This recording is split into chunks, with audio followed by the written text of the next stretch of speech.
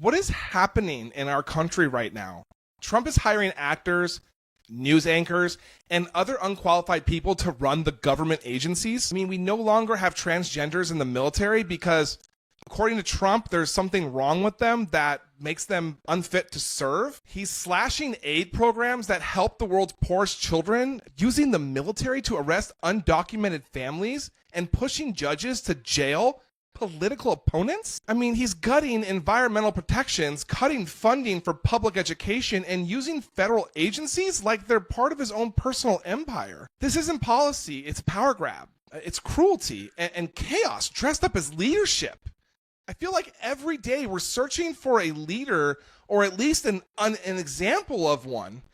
And you know what? I found one. You're not going to believe the contrast in this leadership we're about to show you. It's truly embarrassing for Trump. But first, here is what happened in America in the last 48 hours. When this happened, the man you see there being arrested wearing a brown coat and a hat, that is Mayor Ross Baraka.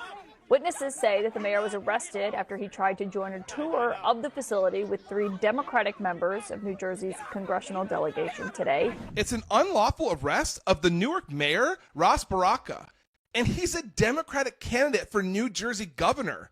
And now Trump's DHS is weighing charges against the Democratic members of Congress who stood beside him. Said here today and in your statement that they stormed the gate and broke into the detention center, according to the statement.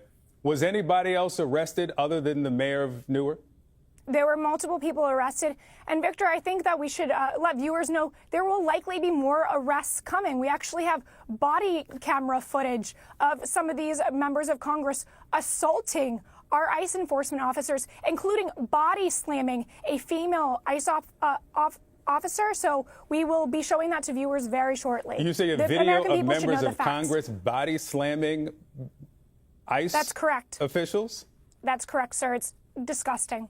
Okay, and so if you have that video, are you suggesting that members of Congress will be arrested who were there yesterday? This is an ongoing investigation, and that is definitely on the table. And let's be clear, this isn't law enforcement. This is political warfare. This is a warning shot to anyone who gets in Trump's way. We are living in a country where political dissent is being met with force. A country where peaceful protest isn't protected, it's punished. And the silence from Trump's allies in Congress, it's deafening. This isn't just Trump being Trump. This is something so much darker. And it's a part of a pattern. And while Trump was putting on a show of force at home, the rest of the world was watching him get absolutely humiliated on the global stage. While Trump was weaponizing federal agencies for political theater, one world leader was showing the exact opposite kind of power.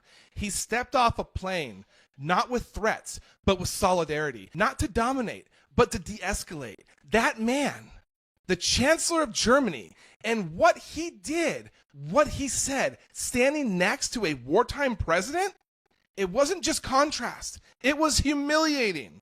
While Trump was arresting U.S. mayors, the Chancellor of Germany stood next to Zelensky and showed the world what statesmanship actually looks like.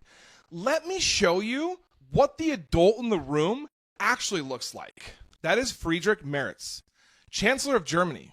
And while Trump was arresting mayors and threatening Congress, Merz was in Kyiv, offering support, strategy, and stability. He didn't just show up.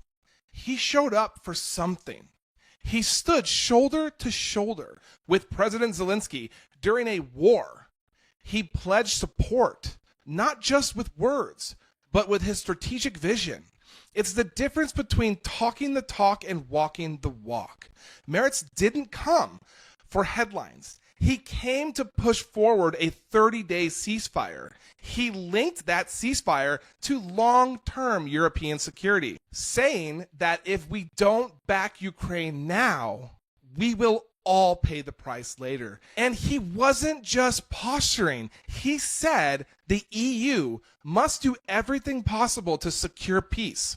This wasn't abstract. It was strategic. Compare that to Trump's latest Truth Social rant. One man is working on peace agreements. The other is busy ragging at late-night TV hosts and threatening elected officials. As Merritt's calmly led global diplomacy, Trump's rage posting and melting down, making America look small in the process, by the way.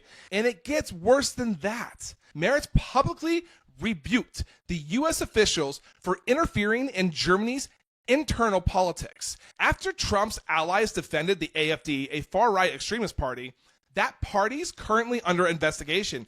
He told Trump's team to stay out of Germany's democracy. That's what a real leader does. He draws lines and he defends his people. Merritt is about what kind of world we're building. Because on one side, you have nationalism, fear, threats, and division. And on the other, you have diplomacy, courage, and coalition. This week showed the world that America is flirting with authoritarianism, while Germany is showing up for democracy, and people are paying attention. U.S. allies are watching what Trump is doing. So what's Trump's move? Distract, divide, dominate. He doesn't solve problems, he manufactures enemies. He doesn't build alliances, he breaks them. He wants you to fear your neighbor, to distrust your elected officials, to believe that democracy is a weakness. It's not. Everybody, real strength is standing next to a nation under attack and saying, we're here for you. Real strength is keeping your word. Real strength is leading with love, not with fear. Real strength is choosing peace when war would be easy. That's what Frederick Merz is about. As always, it was my absolute pleasure to bring you a piece of the news today. You guys can find me here 24/7. Come give me a follow, send me a message, and I'll see you on the next video.